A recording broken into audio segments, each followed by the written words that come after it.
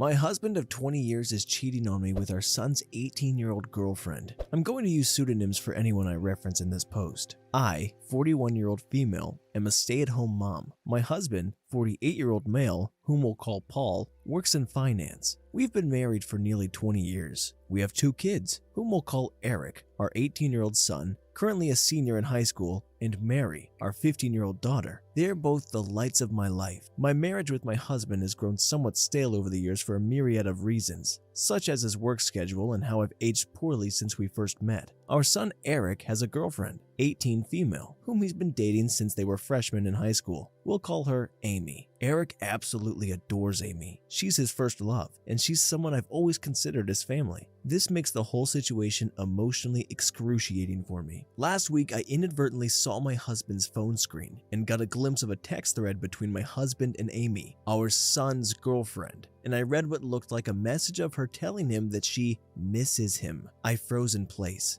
in complete disbelief. I spent most of the day convincing myself that I must have misread what I saw. However, I didn't misread it, because over the last several days, I discovered a file on his computer filled with tons of BDSM explicit images. He clearly has an addiction. He also has saved photos of Amy from her Instagram on his computer. Although they weren't inappropriate, she was fully clothed, it was still the proof I needed to confirm that I wasn't going crazy. I also looked at his phone during opportune moments and saw more of their interactions. I wish I had never looked. They were filled with mean, horrible things said at my expense, with him constantly comparing me to her. He would call me fat and old, among other things, with Amy LOLing. I've always had hunches or paranoid feelings that Paul has been cheating on me, but never in a million years could I have fathomed something like this. Last month, I found a thong in our bedroom that I know wasn't mine. I turned a blind eye to it, being naive and acting like it was maybe our daughter's, even though that made zero sense. Not only is he cheating on me, but he's betraying our son.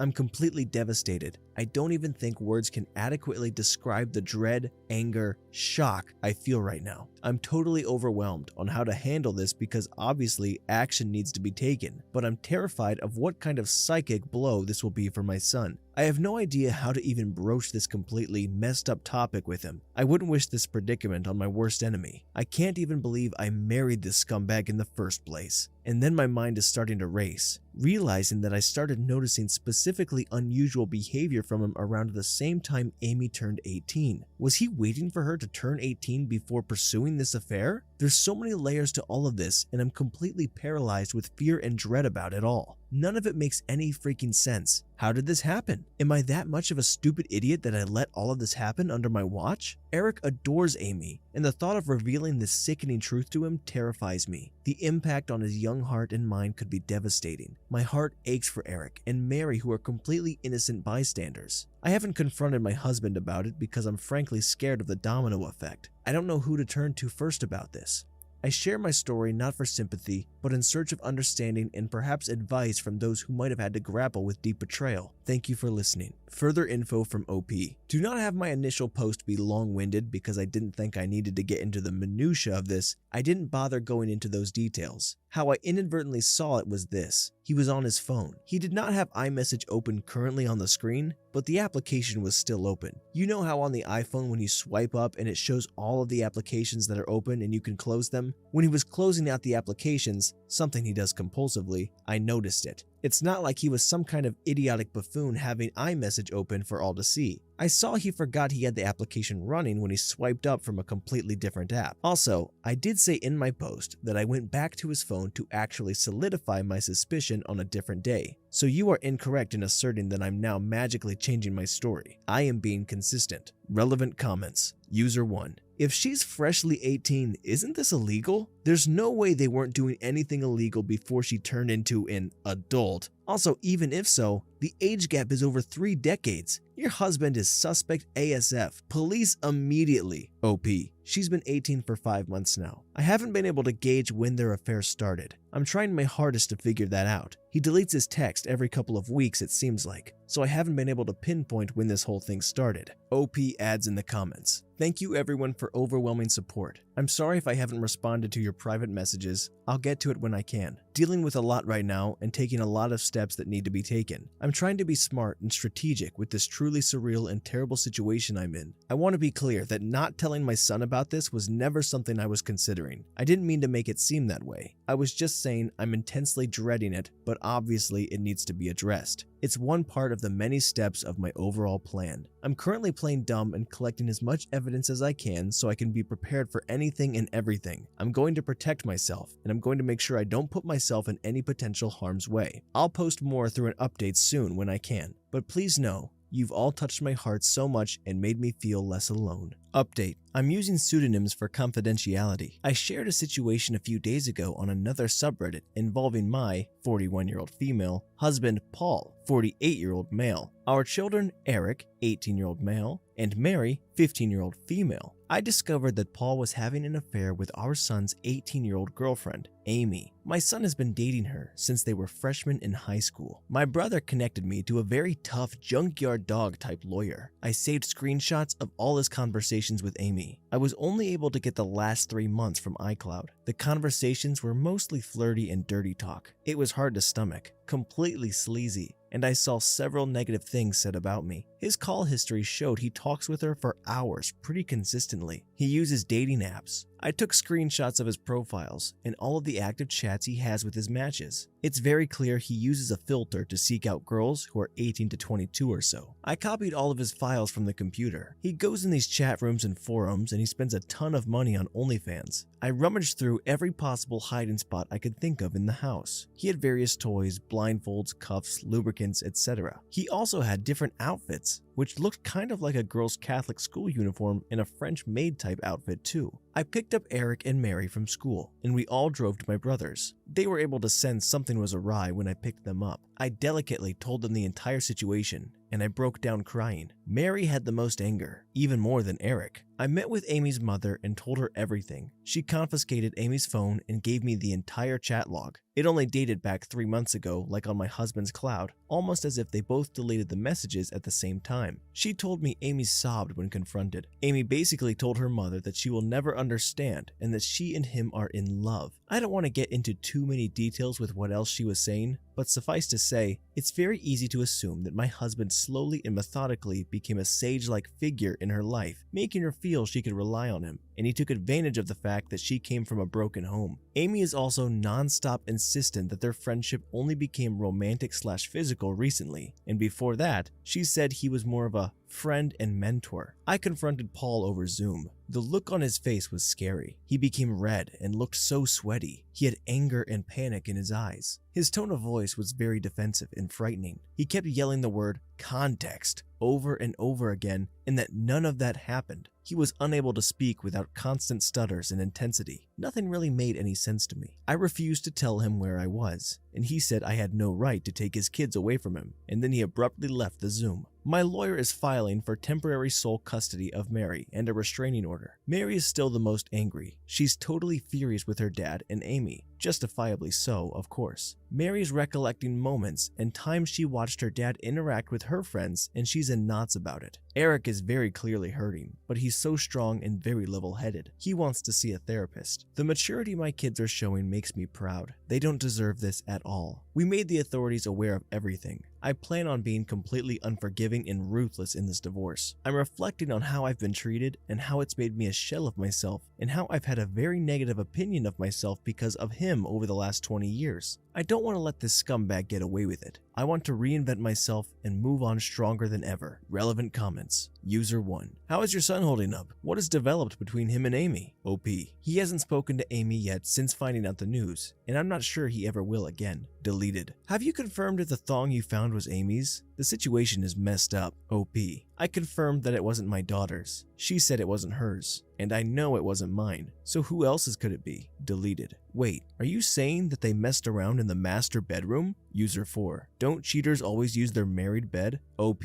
Yes, I believe he did. OP adds in the comments. Both me and my son are going to get tested and checked out as well. There's no telling how many different women he's been sleeping around with. As for Amy, her mom has been in contact with me, and Amy has been threatening to run away with him because they are in love. Update number 2. Thank you again for all the love and encouragement. It gives me comfort comfort and means so much to me. I've received many comments and messages accusing me of faking this story, which oddly also provides comfort because all of this feels unreal even to me. It validates my own feelings that there are people out there who can't even fathom this being true. I wish it were fake. I've been focusing on and worrying about how others are feeling over this, somewhat ignoring my own feelings, which I'm trying to change. I range from anger to numbness like a light switch. We're all safe and still at my brother's house. We are very careful, and his house is secured. Paul has tried to call my cell phone several times a day. I am refusing to interact with him, and I will have my lawyer handle all correspondence. He scares me, frankly. My brother has a very secure house with an alarm system and deadbolt locks. We feel safe with him. Both my son and I got checked out and tested. It appears so far that we're both clean based on the immediate rapid test, but in the coming days, we'll know for certain when the lab results come in. I'm not overly concerned. Eric is scheduled to see a therapist early next week, which is very good and needed. He's not himself right now. He seems a bit shell-shocked, and I am concerned. He internalizes a lot, and it's hard to get a read on what's going on in his head. That being said, he's thoughtful and has been talking with me, asking me how I'm doing and everything. He's not interested in corresponding with his dad at all. He calls only my cell phone, and he hasn't tried to reach out to either Eric or Mary. I get the sense that Paul is extremely nervous. He's scared, and I think deep down he knows that if investigated thoroughly, he would be in big trouble. That's what my gut is telling me.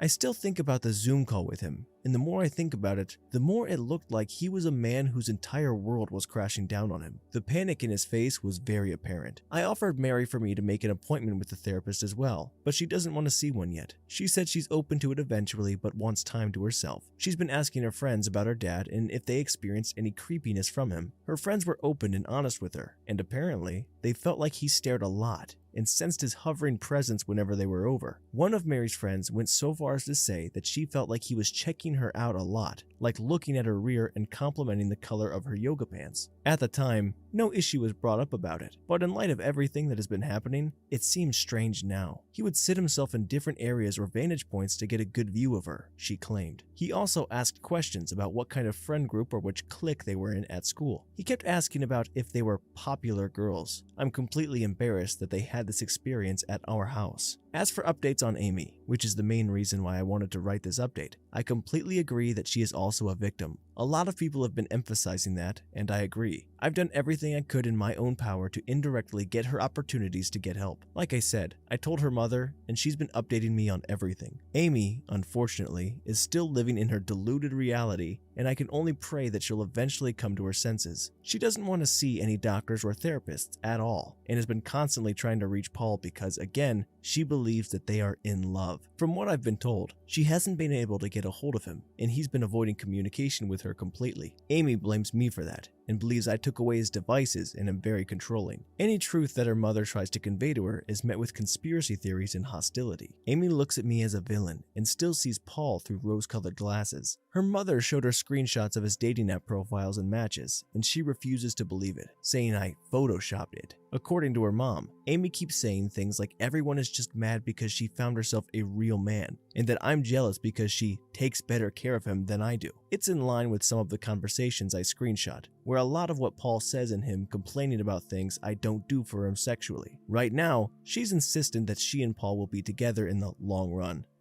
He's honestly a slimeball. I can only hope that Amy comes to her senses, but me directly intervening doesn't feel like it would be productive at the moment. Maybe eventually though. Relevant comments. User 1. I'm so sorry that this happened to you. Reading all the previous posts, I honestly get the vibe that your husband wasn't a very good one to begin with. Someday, when you're ready, you're going to find someone who thinks you're glorious as you age. Your son is also going to be okay. He's gotten a lesson on exactly how men shouldn't behave. A painful one, but in time, he's going to realize that Amy was groomed and abused. It sounds like she was vulnerable, and your ex took advantage of a child who was in a bad situation. Hopefully once Amy has had some time to process just how messed up this was, she'll tell the police the whole story. I fully believe something was happening before she turned 18. OP.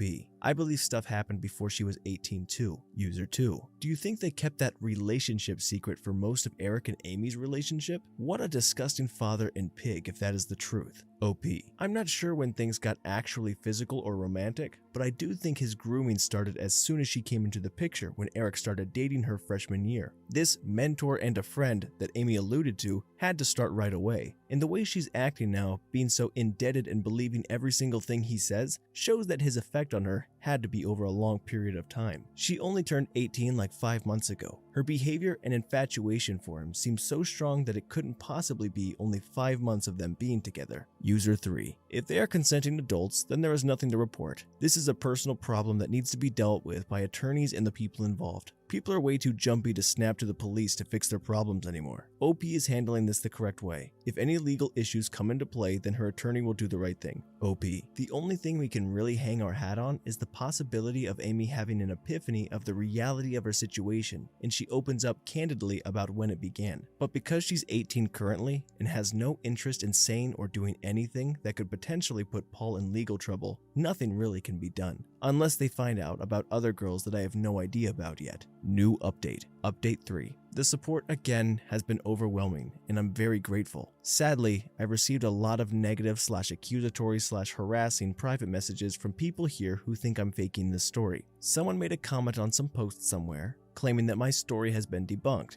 and people believed that person. I've seen an uptick in negative messages accusing me of making this up for money. I'm not asking for money at all. Coming here was completely rooted in emotional desperation, and I didn't expect anyone to get invested in my story this way. But again, I'm not looking for anything out of this. I have no reason to lie. I'm not gaining anything from this. If you don't believe me, that's fine. I don't care, but the only thing I ask is to not cross the line and start sending me private messages that are mean-spirited or accusatory. The only reason I'm continuing to post is because of those of you who've sent me love here, and the support really lifted my spirits. As for the divorce, it's very much underway. I'm not going to get into the specifics of it at all because it's ongoing, and I want to make sure everything is going to go smoothly. I got temporary custody of Mary. Paul also has to pay temporary child support. There's a protective order. Paul can't contact us or come near us. Right now, we're just focusing on getting through this legal mess. Again, not getting into specifics because I don't want to mess anything up, but what I'll say is I'm very confident, divorce aside, that there's overwhelming evidence against Paul that will get him in serious trouble, and it will impact him for the rest of his life. I'm sure eventually I can share more about that. I know a lot of people are concerned about his predatory ways, and I just wanted to convey this. Even though I have to be vague right now, justice will come. All of your concern about how my kids are doing psychologically means a lot to me. Eric has been to therapy twice over the last 2 weeks. I know some people thought I was dismissive of him and acting like he's doing okay. I very much know that he's hurting internally, and we're doing everything we can to make sure he knows he is supported and loved. My brother has been amazing in spending time with Eric and Mary, and both of them have confided in him about a lot. My brother has a very healthy marriage, and both he and his wife have really stepped up to the plate for all of us. Mary has not seen a therapist yet, but she promises that she will be open to seeing one soon. Her anger has mostly turned into sadness, I noticed, and I hope I can get her to see a therapist soon. Her friends have played a key role in this whole thing, and that's something that Mary has been grappling with as well. I know a lot of people are invested in the well-being of Amy as well. There were a lot of questions about whether Eric and Amy would still see each other at school. It sounded like they go to the same school, but they do not. Eric and Amy went to the same junior high school and knew each other even then, but Amy ended up going to an all-girls Catholic high school while Eric, and Mary too, stayed in the public school system. We all lived in the same town, and over the summer heading into freshman year is when they were getting to know each other and when they started dating. I wish I had a better Amy update, but it's gotten a lot worse since the last update. Paul has actually been seeing Amy despite her mother trying to force her not to see him. She tells me that Amy says she's 18 and an adult, and she can do what she wants.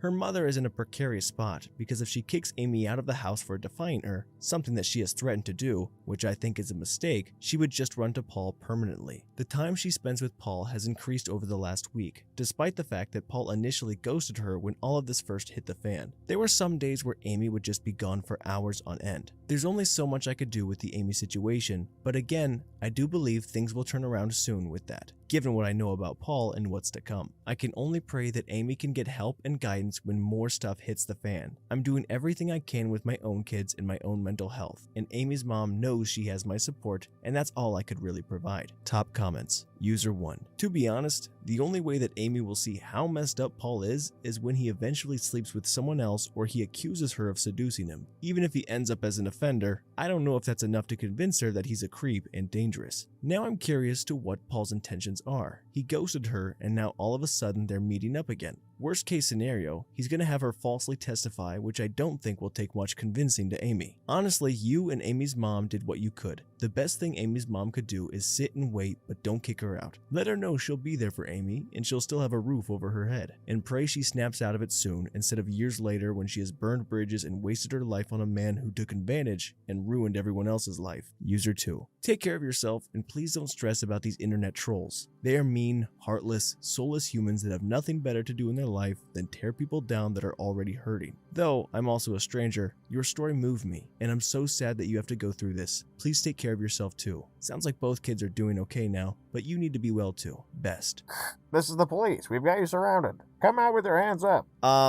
This is disturbing and very gross, and this guy should definitely be put behind bars. I know, technically legal from what they've gathered, but based on the evidence, psychologically stuff speaking for sure, something deeper was going on, and it's very messed up. It's very sad, and it's so gross. And your freaking son's girlfriend, and she's 18. Oh my gosh. And then the son and the mom technically sharing people, and oh my. So gross, so messed up. I hope he falls down, and I'm not gonna say I should be allowed to wish pain on anybody, but you know what? Maybe doesn't have to get hurt, but severely embarrassed at the least. And God bless this woman. Hope she's doing very well and very okay, and that she is finding all the peace that she deserves in the future. Screw you, Paul! Story 2.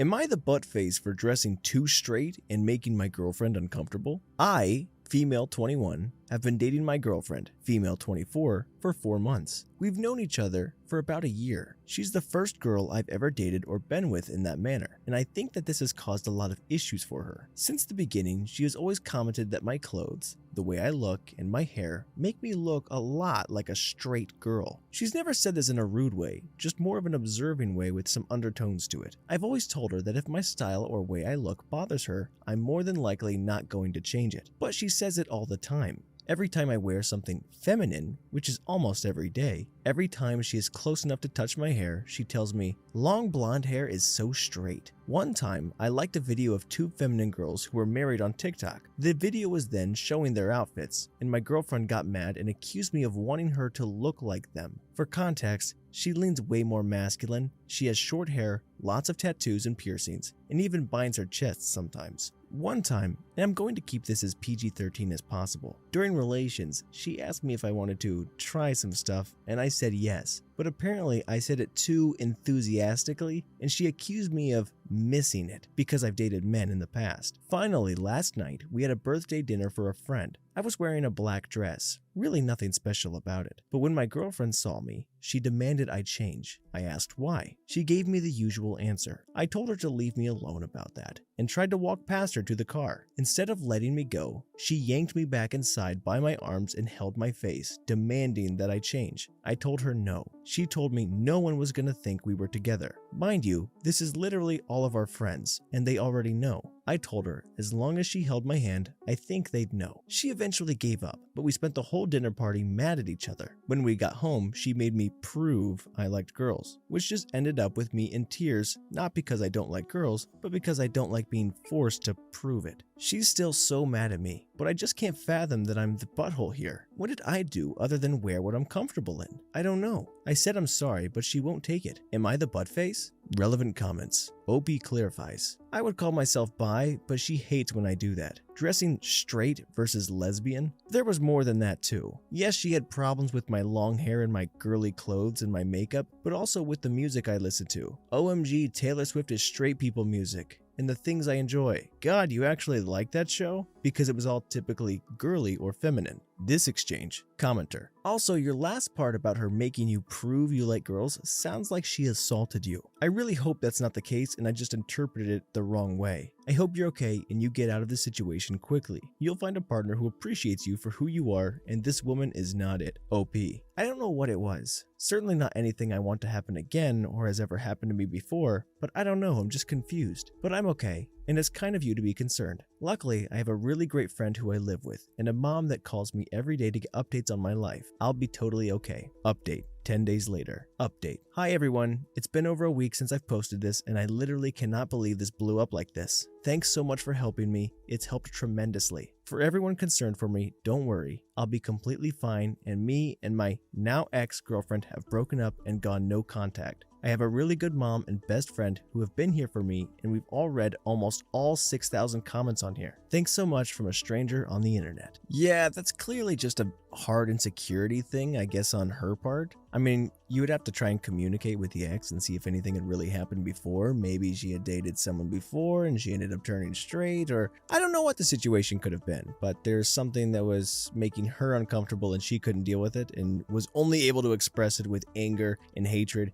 and bitterness, and clearly it kind of blew up in her face. So very grateful and very happy for OP to be having an escape plan and be feeling safe and better from now on. Story 3. Am I the butthole for not respecting my roommate's curfew? I'm in a fight with my roommate and my friend suggested I get additional opinions on here. Some background. I'm a freshman in college living in a dorm room and got a randomly assigned roommate. We live very different lifestyles. I like to stay up late and sleep in late, and she likes to go to bed early and wake up early. At the beginning of the year, she told me she likes to go to bed early and is a light sleeper, and I told her I like to stay up late, and we came to the agreement that she could turn out the light at any point and I would be quiet after that. She goes to bed 9 to 11-ish. And I often get ready for bed and lay in bed at these times out of respect. However, there are generally 2 to 3 nights a week, one of which is a weekday, that I stay up and out past this time. I keep the light off and do nothing more than crawl into bed when I return home, 12 to 3-ish. About 3 weeks ago, my roommate told me she doesn't like me staying out late because it affects her sleep and that she wants me back by 12. My friends have made fun of me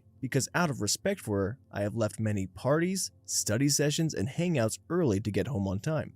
On Monday night, I was out playing board games with friends and lost track of time. I noticed it was 12:30 and out of respect for her, I decided to pull an all-nighter with my friends in the common room. I returned that morning at 8:15 to get ready and shower because I had a meeting at 9. However, I got an angry text later that day calling me out for returning at 8:15, despite me doing my best to remain quiet and even not returning home at an unreasonable hour, as I would have been up at that time anyways. I responded and apologized for waking her up, but explained that I stayed out all night for her and I did nothing wrong. I also explained that while I was willing to compromise and be back most nights at midnight, as long as I was courteous, there would be nights I would come back later. I got a message last night that she had scheduled a meeting with our RA to mediate, and I honestly want to know if I'm in the wrong, or she's in the wrong, or if it's just a bad situation. Any advice would be welcome too. Thanks. Summary. My roommate wants me back in our dorm by midnight every night, and I think that as long as I am courteous and abide by that most nights, I am not in the wrong. Am I the butthole? Relevant comments. Should we be worried that you're staying out until 3 a.m. on school nights? DW, normally only one of the 2 to 3 nights a week is a school night, and I have a 3.7 GPA in a STEM major and am on track to graduate a year early. I recognize the privilege of being able to go to college and would never let my social life affect my performance in school. Did you guys fill out a sheet about roommate assignments and what you're looking for? We did fill out a roommate assignment sheet, and I put that I like to stay up late. However, they must not have prioritized it on placement. Why OP posted here? My friends in the past have expressed that they believe that she is controlling and that I should be able to stay out as late as I want. However, my friends all like to stay out late like me and wanted to get some diverse opinions because I understand where my roommate is coming from. Edit 1. Same post. First off, thank you to everyone who responded. It gave me a reality check and the confidence to stand up for myself. In general, my roommate is a very nice person, and besides a few minor other issues, we get along well, but I do recognize that her requests are unreasonable. Next week is my spring break.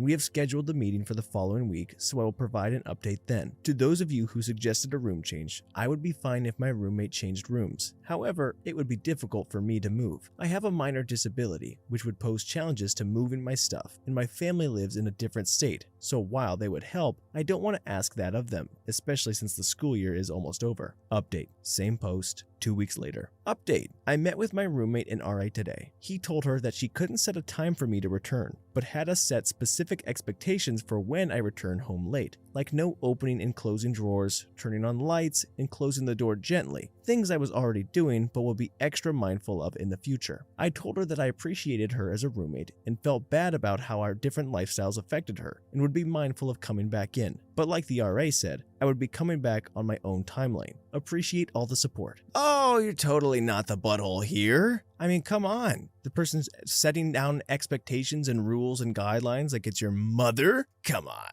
At first I thought for sure that maybe there was some sort of genuine concern, or maybe the roommate had lost a close relative or sister, friend or something, and that she just didn't like the idea of anybody being gone, because she's like, even when you stayed out late past midnight, even though you didn't come home and wake me up, I still didn't like the idea that I didn't know you were safe in bed. But it turns out she was just an absolute clown and just wanted to control your life and where you were at certain parts of the night for some reason? No, not the butthole at all. But very nice of her to try and be mindful and take her considerations in.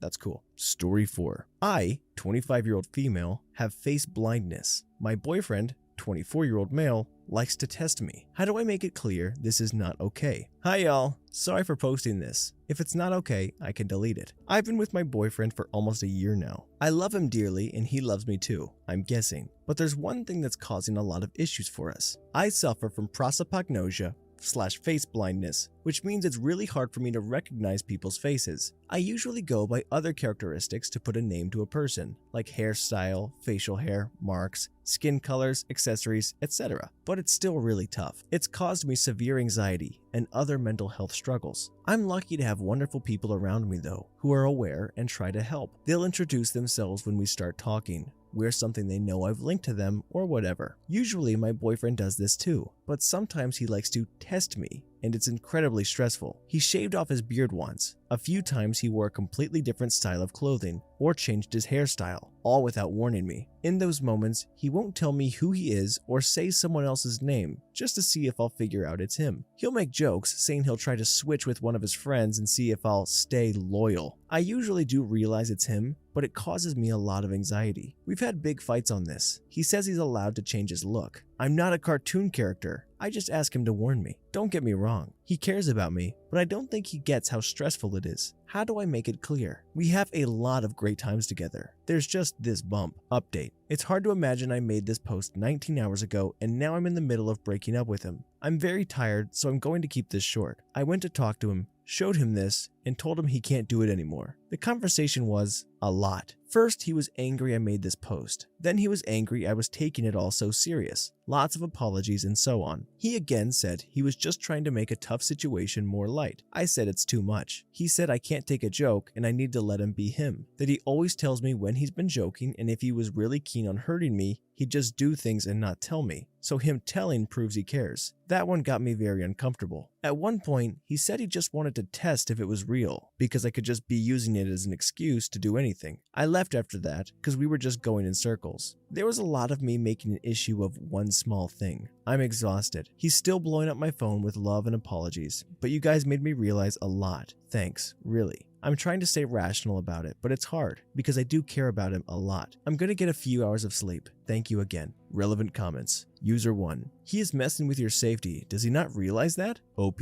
I don't think he realizes how confusing it all is. There's been a moment he did the opposite, acting all weirded out when I thanked him for a nice date, saying it wasn't him, and thought I knew it was. I still started to doubt myself. He did say it was a joke soon after, but it caused such a panic. He hasn't done it again, but it took me a long time to feel comfortable again. User 2. Making someone feel unsafe is not a joke. Gaslighting someone you care about is not a joke. User 3. Holy smikes, that's terrifying. Not to recognize a familiar face with a major change like that is like nightmare fuel. That your boyfriend does it to you multiple times on purpose is scary. I don't know if there's a way you can explain it to him if he doesn't get it. It seems like he enjoys your panic, which is not a good thing in a partner. If this was my partner, I would get a tattoo or something, and I don't have any. OP. My dad actually got a tattoo on his arm for me, which is a great comfort. I hadn't realized how messed up everything is until reading all these replies. User 4. Your boyfriend is basically abusing you in emotional situations. He thinks it's hilarious you struggle and get severe anxiety, which isn't normal, nor does it mean he cares about you. This is a huge red flag. OP.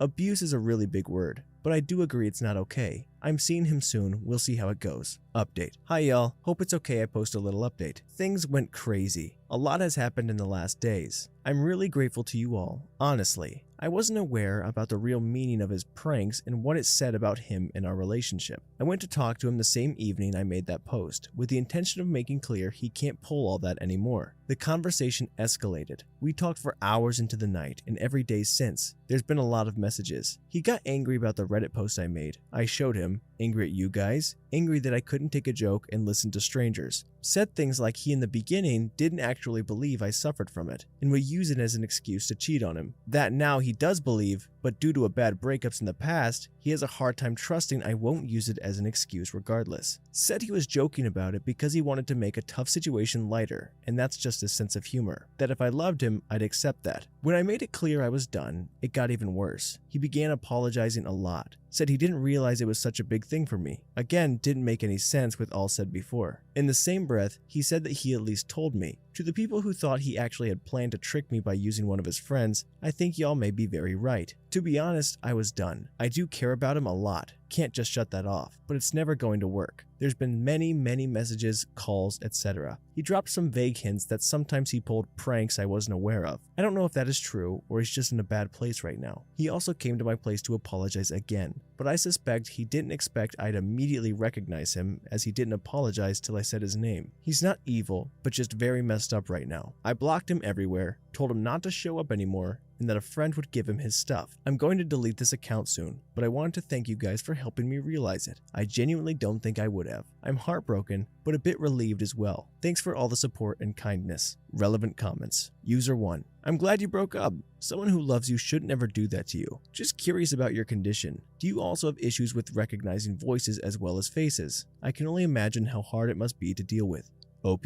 Actually, voices are one of the traits I go by to recognize someone. Voices, posture, tattoos, hairstyles, and so on. Thank you loads. Yeah, it sounds again like insecurity from this guy. Like maybe he had some sort of unloyalness happen to him in the past and that he was afraid of it happening again, especially with someone that could have a, in quotes, excuse locked and loaded, and that he just wasn't able to deal with it. So he kept trying again and again to kind of force it, to make sure it was concrete, and then he knew without a shadow of a doubt that she would stay faithful to him, but yet instead kind of, built his own demise. He tried so hard because he was so insecure to make a concrete relationship that he broke it in the end. So very sad for him, but very immature. And if he really did love and care about her as much as he said, he wouldn't keep doing something that she was fighting with him about, that was giving her panic and stress and scared her. And man, you just gotta freaking trust people. If they say they're scared or if they're bothered, they usually are. It does suck when things don't work out. That does make me sad because I like to hear in the end that there's a happy ending, but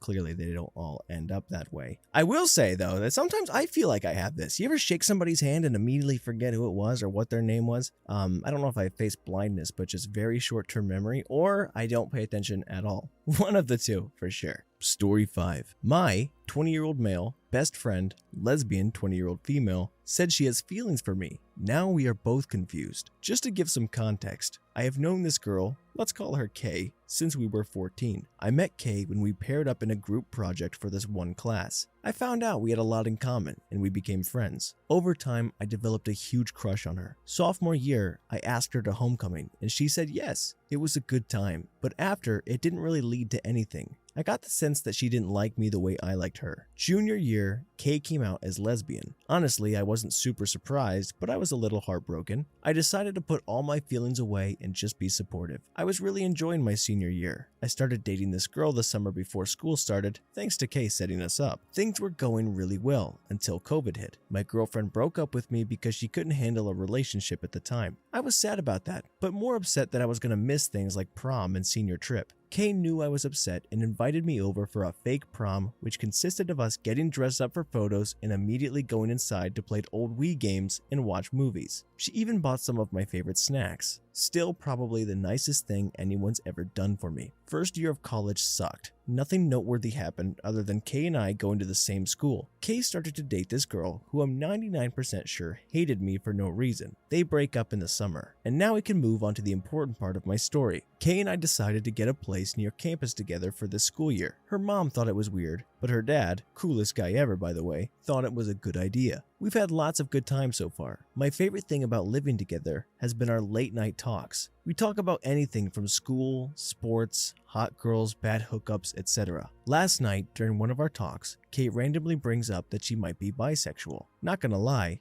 I felt a little jealous thinking that she hooked up with a random guy, but she tells me that she has feelings for me. I kind of laughed it off at first until she started crying. She said she started having feelings for me a month ago, and I was super confused about her sexuality. I apologized for laughing and said we'd talk tomorrow. I didn't want to make any bad decisions that could ruin our friendship. So right now she's at class and I'm just alone thinking, this is literally a dream come true. So why am I hesitating at all? I guess I don't want her to just immediately change her mind after and make things weird between us. I'm anxiously waiting for her to get back. I really do love her though. I never thought I'd have a chance at this kind of love. Any advice on what I should say to her when she gets back? I feel like I'm overthinking this. Too long didn't read. Best friends for 6 years. She's lesbian. Moved in together for school. She might be bisexual and has feelings for me. Need advice on what to do next. Relevant comments. User 1. Just gotta be honest with her. Tell her how you've always felt and ask her what she wants to do.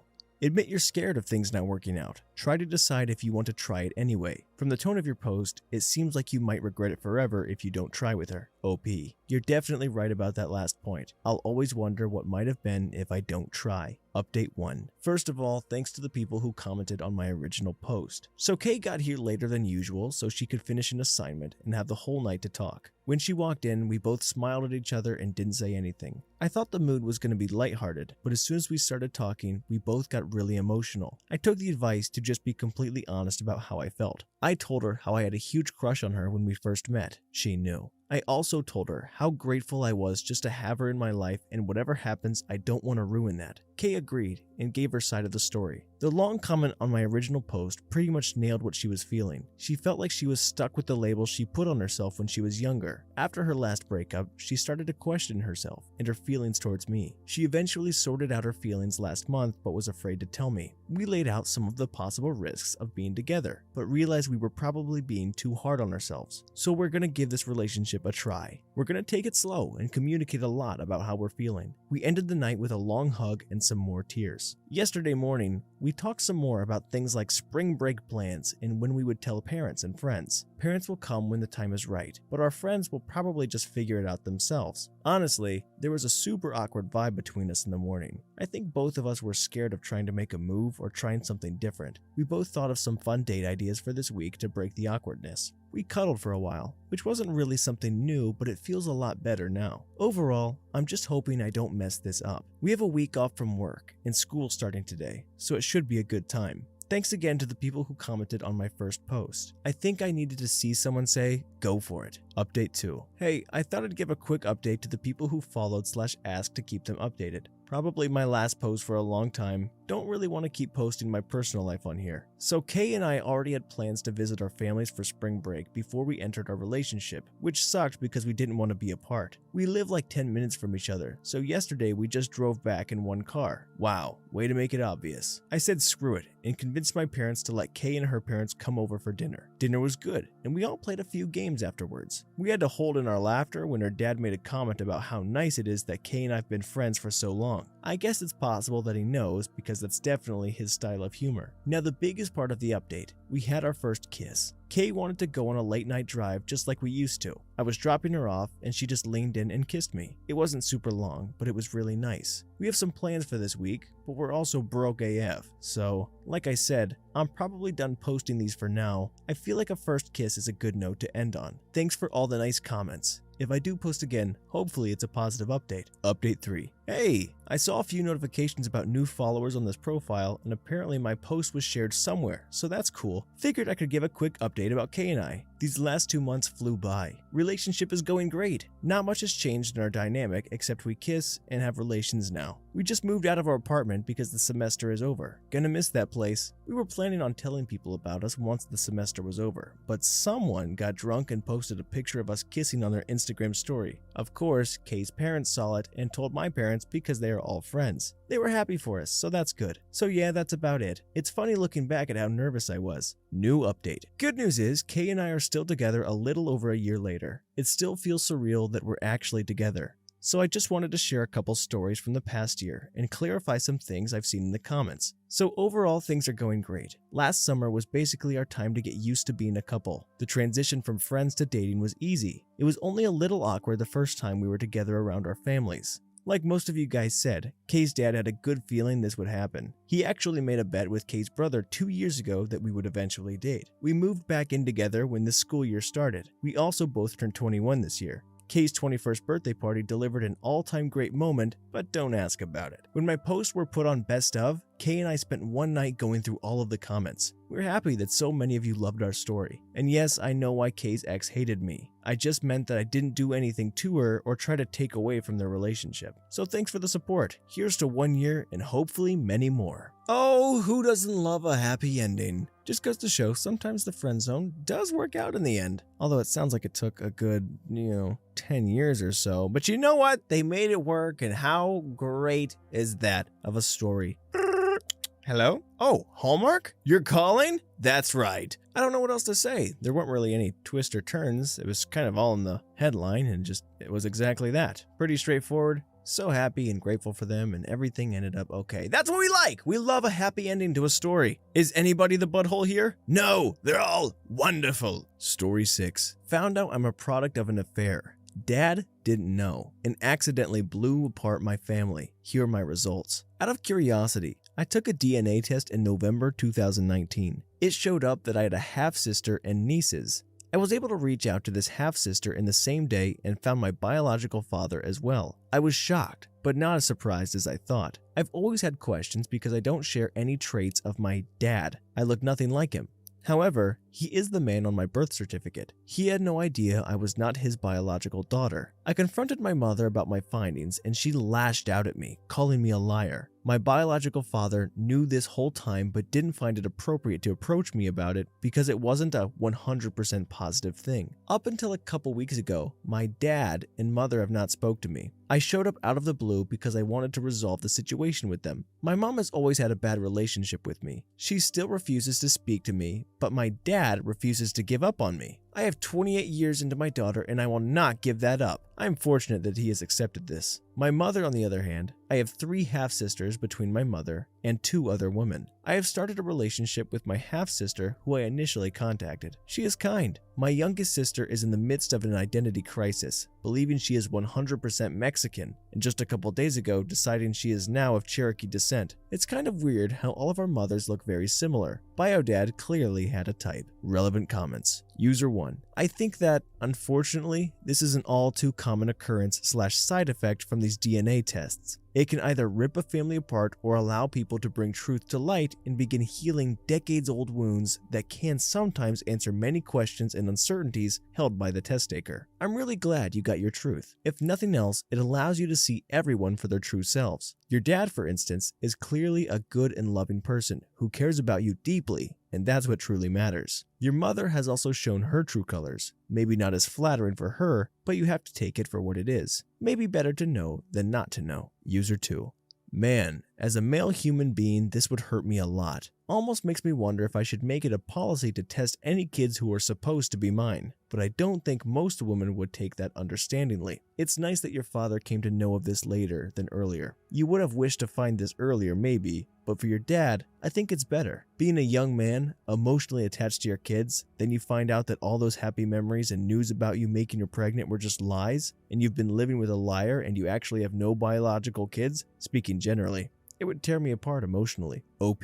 I find that I'm on the other side of this as well. I would be totally understanding if my SO requested a paternity test. I would never mess around, but I would never want that doubt either. I can't imagine the pain that this has caused my dad. I hope that me affirming him as my father helps, and that he knows I appreciate everything he's done with me and for me. He spent a lot of time with me as a kid and helped craft me into who I am today. User 3. This is a crazy story, but I'm glad that you know. I suppose it's better to know than to not know. In my case, my parents were / are my parents. Mom passed in 2007, and Dad's not really been in my life much. He's a turd. My grandparents told me like 2 weeks ago that I have a brother and sister that my dad wanted nothing to do with and disowned, and I don't know anything about them. Family won't tell me anything and doesn't know, and it's really frustrating. Also found out a secret aunt that my dad and my aunt and my uncle didn't know about. So I guess you find all kinds of crazy stuff via DNA testing. OP. I feel better knowing it was one of those things I've had over my head since I was a kid. My dad's mother hated my mom because she knew I wasn't my dad's child. She wasn't a moron. I wasn't a real part of the family, and she didn't treat me like my cousins. I picked up on that as a little girl. My mom's sister also knew I wasn't my dad's child, but didn't know who my dad would actually be. My mom also had a pretty crappy reputation. Everyone seemed to know something about the situation, except me. Funny, I would have to use all of that later in life to help me piece together what actually happened. Crazy stuff is an understatement. User 4. What's the reason for your sister to believe she's 100% Mexican? Sorry to know about your relationship with your mother, but good to see you have a fairly good relationship with your two dads, from what we interpret from this. Good luck with your family. OP. There is a lot to unpack there. She might be delusional or in the midst of an identity crisis, or both. My older half-sister was not surprised to find out about me. She was very open-minded. I could have been met with the very opposite reaction. The youngest one, on the other hand, was incredibly upset when she found out about me. I'm not really sure why. Her mother and bio dad were never married. Upon getting to know her, she is infatuated with her social media presence. I can't come up with any other reason than delusion, or that she gets more Instagram likes because she is claiming to be Mexican and Native American. I wanted to understand, so I asked my bio dad if her mother was perhaps either of those. Bio dad told me he wishes she'd stop this crap, and then he had her mother text me, and she sent me an older picture of herself and my youngest sister, with very pale skin, leading to me believing she uses tons of self-tanner. Youngest sister's mother is of Irish descent, fair-skinned. She was open to meeting me as well. Younger sister claims to get her heritage from bio dad, but we can see that that isn't the case. It just bothers me that she is clearly using this to benefit in some way. When I first met her, she claimed to be a pretty big deal somehow. I think that perhaps the identity crisis worsened when she found out about me because she doesn't feel special or something along those lines. Regardless, I don't really want to know her based on our interactions. It's fascinating how the nature versus nurture comes into play. I am a bit mechanically inclined like my bio dad,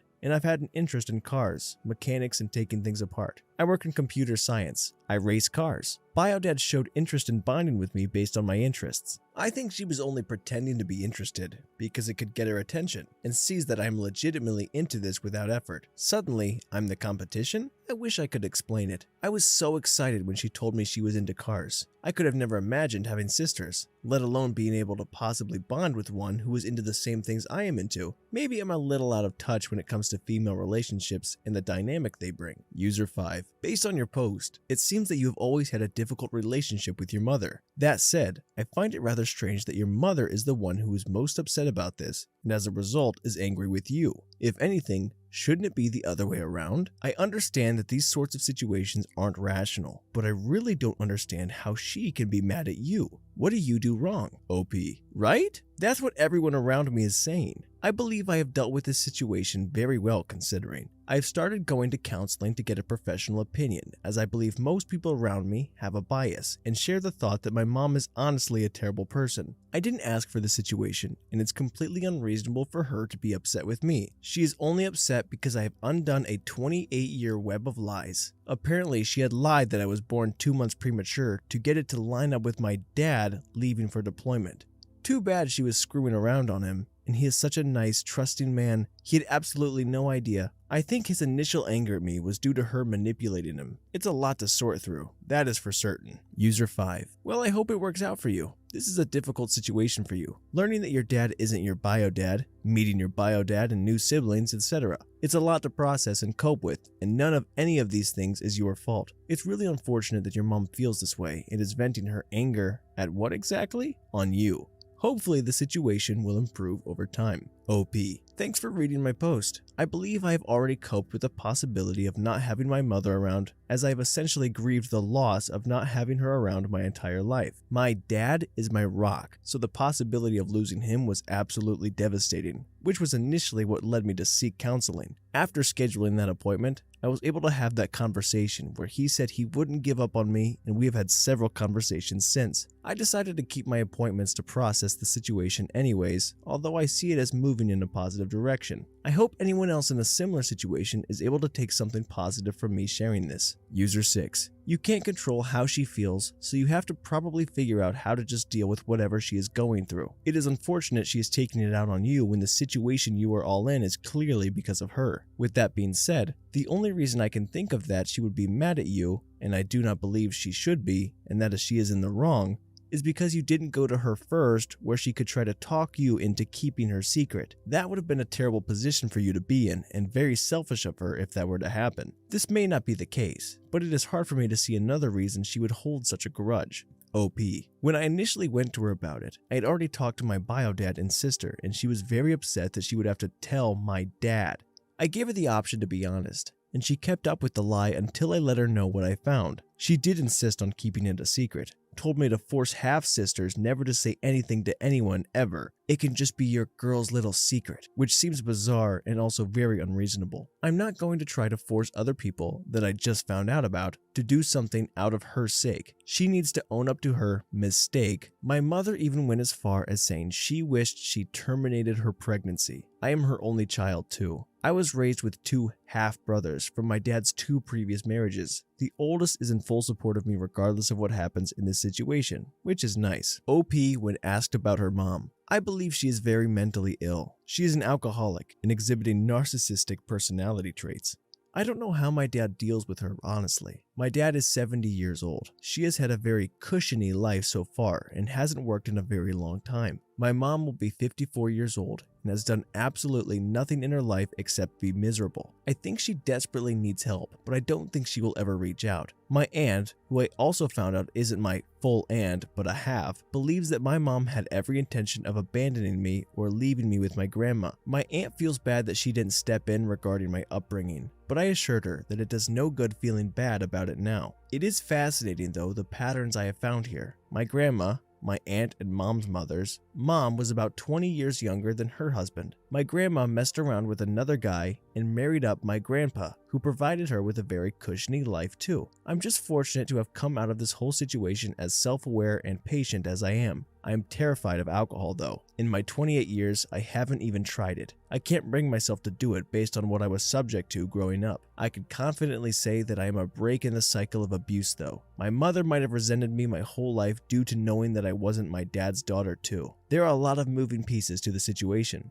Update 1 year later. A little backstory if you don't feel like looking in my previous post history. I found out about my birth giver's lies in 2019. I have finally been no contact with my narcissistic mother after finding the truth by doing a 23andMe DNA test. I found my biological father, which happened the day I got my results in 2019 because he was a family friend. I've got to know him along with one of my 3 sisters. The youngest sister hates me for some reason, and I believe this revelation prompted her to take a DNA test to see if I was making things up. Turns out we share 31.2% of our DNA. My dad, the man on my birth certificate, decided he would throw me away. I bought him a new phone so he could keep in touch with me, but then he went back on his word. I gave him one last chance by inviting only him to my wedding, but he refused and threatened me with a no contact order. On the happy side of things, my brother, oldest of Dad's biological sons, he has 2, came to my wedding and was so happy that I invited him. I hope this is finally the end to this ordeal because it was a lot to process over the past couple years. I hope anyone reading this with a situation similar to mine, just remember there are people out there who love you. You may not choose your blood family, but you are able to choose who you consider family. Relevant comments. User 1. Holy cow. It sounds like you still have some support, old and new siblings, but I'm so sorry how this has gone for you. Do you mind my asking, you noted you invited only your dad to your wedding? Is he still with your mother? OP. Yes, my dad is still with her, but I believe she is parasitically manipulating him. She believes that I must apologize for uncovering this lie. I refuse. He has somehow sided with her that I owe her an apology. It is a stalemate. I miss my dad so much, but I'm glad my mother is 100% out of my life. User 1. I just can't wrap my head around how he's still married to the person who lied and presumably cheated to him but blames you? I'm sure you miss him, but how do you throw a whole kid out but stay with the wife, OP?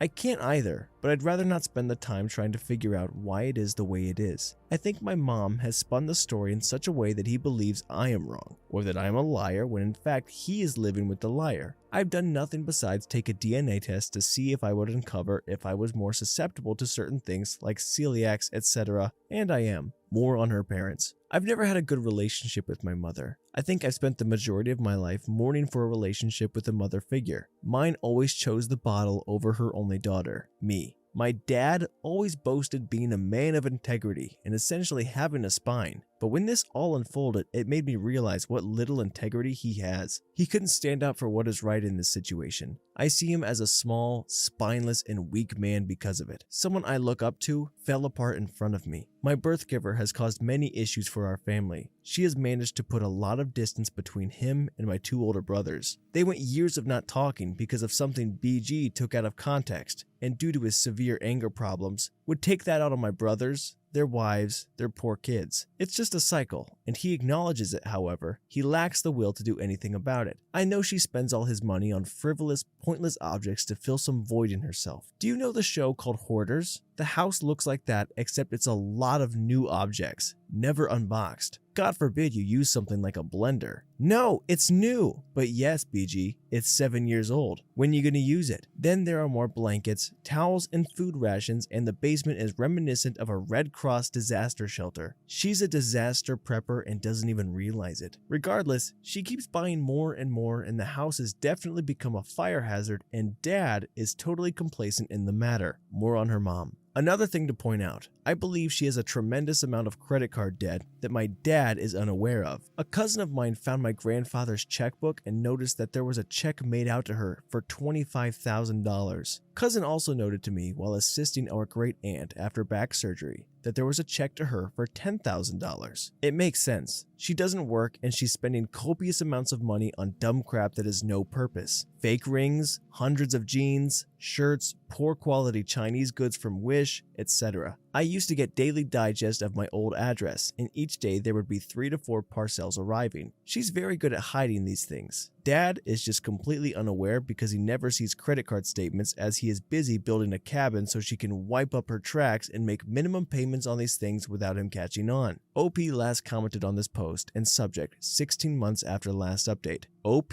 on how things are now and her parents' history. They married a year after I was born. Luckily, things are still quiet. My not dad has chosen to die on this hill. Haven't heard a single peep from birth unit since I went no contact, with the exception of the text in response to my no contact letter, where I said I refused to have someone like her in my life and that I might consider it if she went and got professional help, to which she texted me, "K, bye." And that was the last I heard in August 2020. He still feels that I need to apologize to her for what I've done, which still floors me and everyone around me. My brother, not Dad's actual son, who I grew up knowing as my oldest brother, says he believes I've done nothing wrong but thinks this is a self-preservation move on not Dad's part. Not Dad has to live with the woman who gave birth to me, and she is an incredibly miserable human being. However, I don't feel a bit sorry for him because he has put himself in this situation. I still feel very confident that I have done nothing wrong. I believe I am justified in standing my ground by refusing to apologize and not allowing any of them the satisfaction of successfully manipulating the situation. They are not worth my time, energy, or the real estate in my mind. It's been wonderful without them. Who knew that removing toxic family would be so beneficial? I think it's awful that people tend to feel obligated to keep their family around because we were inundated with messages from other people telling us things like, "It's your family though, and you only get one," which prolongs the cycle. People who hang on this notion that it's necessary to keep your family in your life regardless of what they do to a person may never be able to break the cycle. I feel fortunate to have been able to remove myself from all of this and make it out without significant issue. I am grateful for all of my friends, or my chosen family rather, for being there while this situation concluded. OP has made an update comment. New update. I'm not sure why this post is getting traction again, but soon after this post, my dad was probably given an ultimatum by my mother, her or me, which prompted my dad to respond to me in an uncharacteristic way, which prompted all communication to end around August 2020. I got married in 2021, and he didn't attend. Normally, I would have had my dad part of my wedding day, but due to the circumstance, I had a very tiny informal ceremony. My grandfather, mom's dad, was able to attend my wedding, along with my aunt, my mom's sister, who actually is a half-sister and absolutely despises my mom.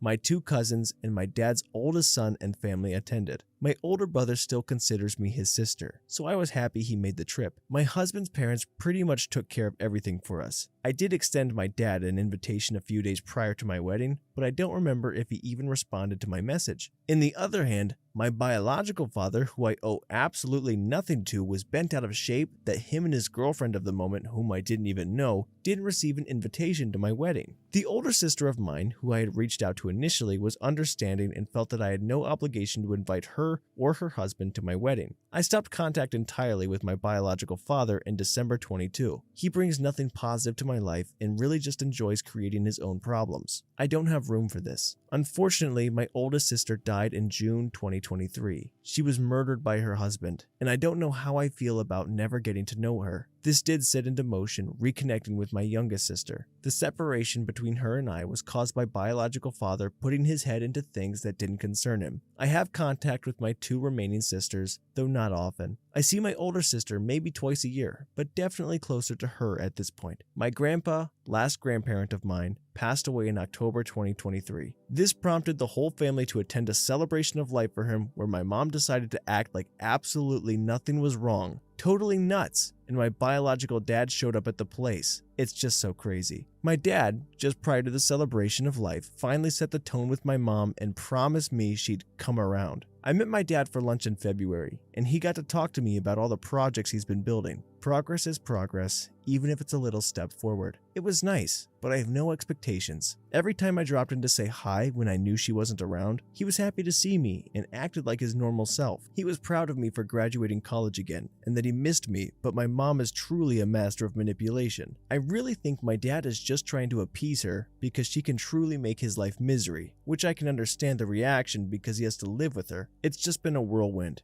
and there are a lot more pieces to it that I am putting in this comment. I am just really grateful for my husband and his wonderful, stable family. They are all very kind, and I am very fortunate to have them. Along with my friends, they've all really helped me through this process. Holy crap! There is a ton to unpack there, my goodness. So to find out that, one, you've been lied to your whole life, and instead of being angry and being upset with them for their lies, you're just, genuinely seeking answers, they instead get mad at you and disown you. Then, with the slight redeeming factor, you have 2 dads that say, hey, we accept you, you like cars, I like cars, we both like cars, let's like cars together.